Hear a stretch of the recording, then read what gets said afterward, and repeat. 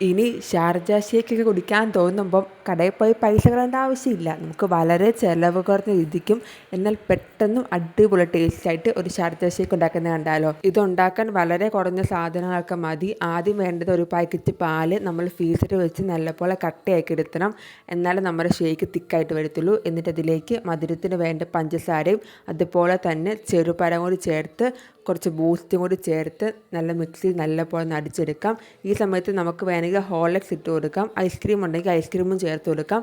പക്ഷേ എനിക്ക് Horlicks ഇഷ്ടമില്ലാത്തതുകൊണ്ടും ice cream ഇല്ലാത്തതുകൊണ്ടും അത് ചേർത്ത് കൊടുത്തില്ല. പിന്നെ ഒരു അലങ്കാരപ്പനി എന്ന പോലെ കുറച്ച് ബൂസ്റ്റ് വിതറി കൊടുത്തു. പിന്നെ ഈ സമയത്ത് നിങ്ങളുടെ കയ്യിൽ ഐസ്ക്രീം ഉണ്ടെങ്കിൽ ഒരു സ്കൂപ്പ് ഐസ്ക്രീം വെച്ച് കൊടുത്താൽ നല്ലതായിരിക്കും. ഇല്ലെങ്കിലും കുഴപ്പമൊന്നുമില്ല കേട്ടോ. നമുക്ക് ഈ ഷേക്ക് ഷാർജ ഷേക്ക് ട്രൈ ചെയ്ത് നോക്കാം ഗൈസ്. അടിപൊളി ടേസ്റ്റാണ്. നിങ്ങൾക്ക് ഷാർജ ഷേക്ക് കുടിക്കാൻ തോന്നുമ്പോൾ കടയിൽ പോയി പൈസ കളയേണ്ട ആവശ്യമില്ല. വളരെ ചിലവ് കുറഞ്ഞ രീതിക്ക് നിങ്ങൾക്ക് ഉണ്ടാക്കിയെടുക്കുക. അടിപൊളി ടേസ്റ്റാണ്. ഒരു ഐസ്ക്രീമും ഉണ്ടെങ്കിൽ വേറെ ലെവൽ സാധനമായിരുന്നു. അപ്പം എല്ലാവരും ഒരു പ്രാവശ്യം ട്രൈ ചെയ്ത് നോക്കുക ഗൈസ്. അത്രയുള്ളൂ. ബൈ.